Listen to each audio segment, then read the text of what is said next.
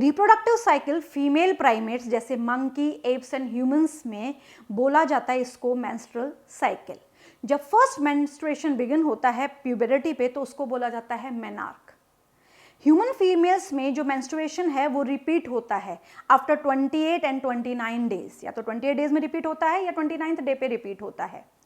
And the cycle of event starting from one menstruation till the end of the next menstruation, एक menstruation के बाद जब दूसरा menstruation start होता है तो जब रिपीटेड साइकिल चलती है इसी को ही बोला जाता है menstrual cycle.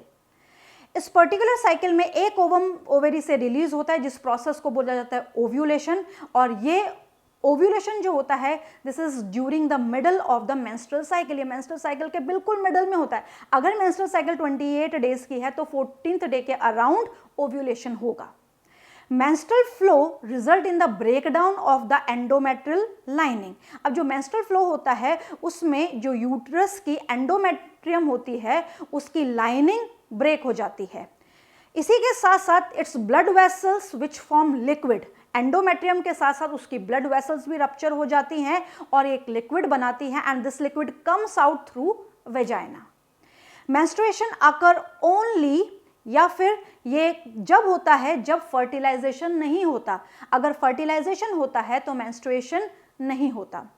In human beings menstrual cycle ceases about 50 years of age, जिसको बोला जाता है मेनोपॉज।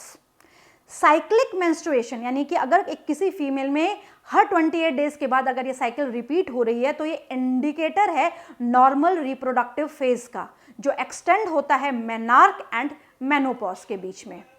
लैक ऑफ मेंस्ट्रुएशन, अगर मेंस्ट्रुएशन नहीं है या किसी की मेंस्ट्रुअल साइकिल नहीं आ रही है तो वो किस किस को इंडिकेट करता है? ये इंडिकेट करता है प्रेगनेंसी को। कई बार किसी किसी केस में मेंस्ट्रुएशन का नहीं आना बहुत सारे दूसरे कारणों से भी हो सकता है, जैसे स्ट्रेस या पुअर हेल्थ की वजह से।